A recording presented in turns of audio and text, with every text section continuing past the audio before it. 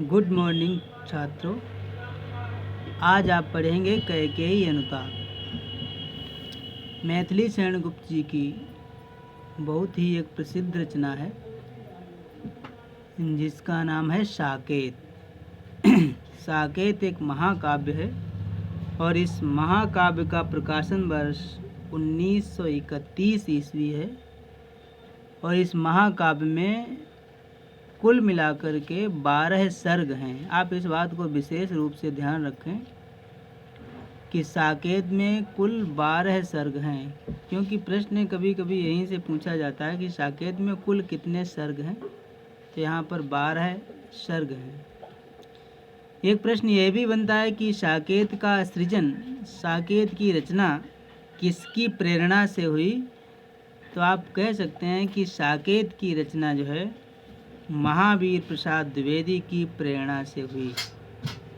क्योंकि तुलसीदास जी ने जब रामचरितमानस का सृजन किया तो उन्होंने अपने इस महाकाव्य में लक्ष्मण की पत्नी उर्मिला का जो है जिक्र नहीं किया है तो बहुत संक्षिप्त, जबकि उसकी अहम भूमिका है।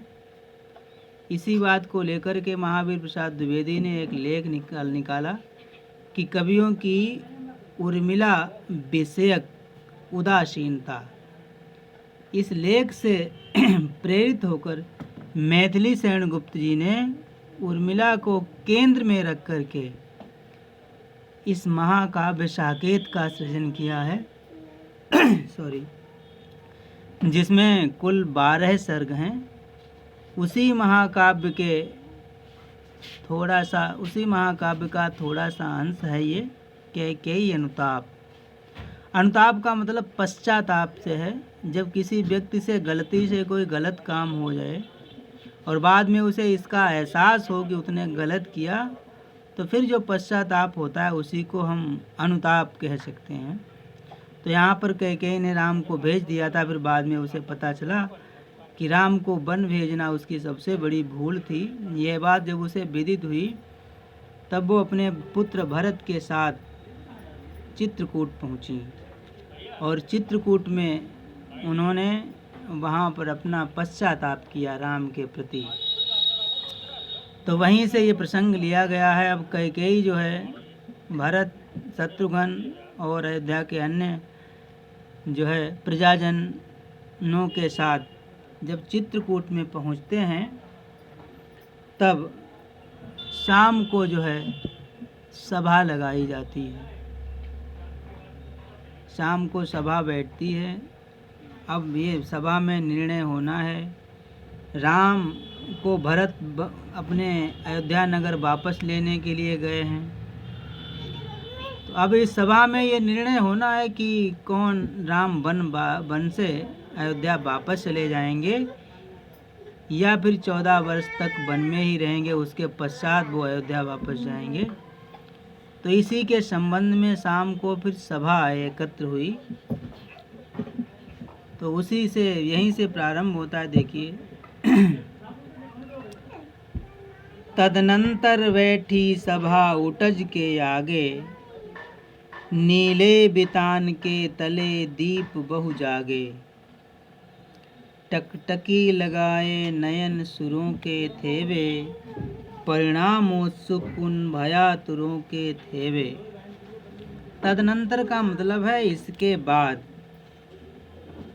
बैठी सभा, इसके बाद सभा जो है वो बैठ गई। कहाँ पर बैठी है?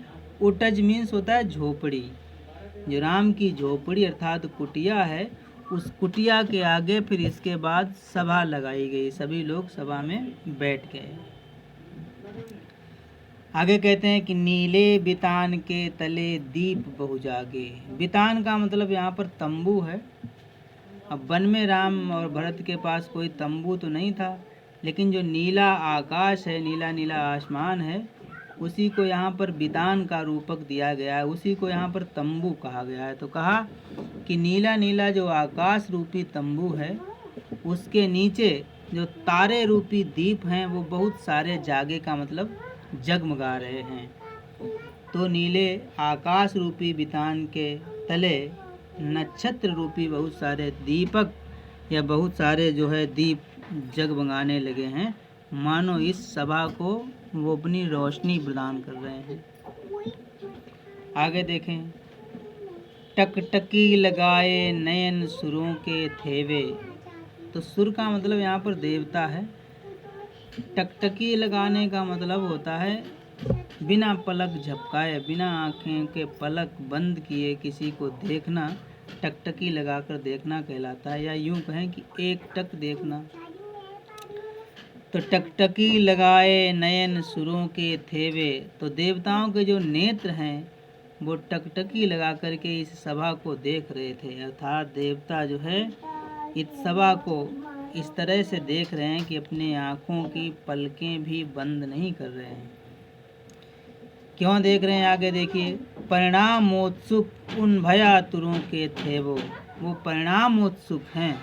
अर्थात देवता जो है वो आज की इस सभा के परिणाम को जानने के लिए उत्सुक हैं। भयातुरों के थे वो परिणाम जानने के लिए उत्सुक हैं, लेकिन मन में भयभीत भी हैं। भयभीत इसलिए हैं क्योंकि उन्हें भय है कि कहीं भरत के आग्रह से, भरत के निवेदन से राम अयोध्या नगर वापस न चले जाएं। अगर राम अयोध्या नगर वापस चले गए तो फिर इन दुराचारी निशाचरों का विनाश कैसे होगा। इसलिए देवताओं के नेत्र जो हैं उस सभा को देख रहे हैं टकटकी लगा करके, और वो उस सभा के परिणाम को जानना चाहते हैं कि राम अयोध्या वापस जाएंगे या वन में ही रहेंगे। इसलिए वो सभी उस देवतागण जो है सभी इस सभा को देख रहे हैं। अब देख लीजिए 2 लाइन और पढ़ देते हैं।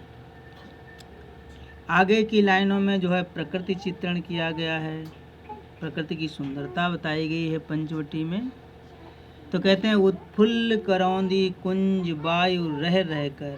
मैं आपको बता दूं कि जहाँ पर इस प्रकार से कोई शब्द 2 बार आता है, जैसे यहाँ पर रह रह आता है और यहाँ पर मह आता है, यहाँ पर पुनरुक्ति प्रकाश अलंकार होता है। तो यहाँ पर पुनरुक्ति प्रकाश अलंकार है। ऊपर आपने देखा अभी जो लाइनें पढ़ी थी वहाँ पर रूपक अलंकार था। तो देखिए, उत्फुल्ल करौंदी कुंज वायु रह रह कर, करती थी सबको पुलक पूर्ण मह कर। उत्फुल्ल का मतलब फूले हुए, करौंदी का मतलब करौंदे, करौंदे का कुंज का मतलब होता है करौंदे की पौधों की झाड़ी या करौंदे की वाटिका। तो कहते हैं उत्फुल्ल करौंदी कुंज वायु रह रह कर। कहते हैं फूले हुए करौंदे के कुंज से रह रह करके जब वायु इधर आती थी, किधर, सभा की तरफ, फूले हुए करौंदे के कुंज से होकर के जब वायु सभा की तरफ आती थी तो करती थी सबको पुलक पूर्ण मह कर।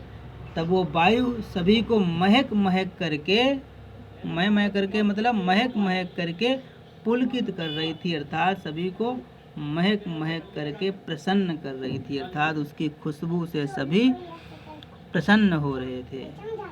आगे कहते हैं वह चंद्रलोक था कहाँ चांदनी वैसी। गुप्त जी कहते हैं कि मानो वह चित्रकूट का स्थान अब चंद्रमा का लोक बन गया था। वह चंद्रलोक था कहाँ चांदनी वैसी।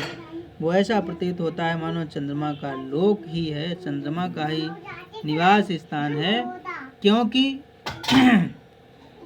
वह चंद्रलोक था कहाँ चांदनी वैसी। अन्य कहीं वैसी चांदनी नहीं हो सकती, इसलिए ऐसा लगता था कि मानो चंद्रमा का ही वो लोक है।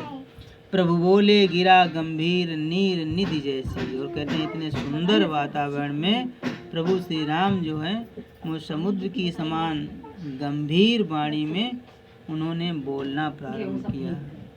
तो आज यहीं तक पढ़ेंगे, इसके आगे आप पढ़ेंगे कल। अगले वीडियो का आप इंतज़ार करें और मैं सभी तथ्यों को कल निरूपित करूंगा, सभी तथ्यों को बताऊंगा और ये भी बताऊंगा कि किस प्रकार से प्रश्न पूछे जाते हैं और प्रश्नों के समाधान भी आपको प्रस्तुत करूंगा। तब तक के लिए जो है आगे वीडियो का इंतज़ार करें।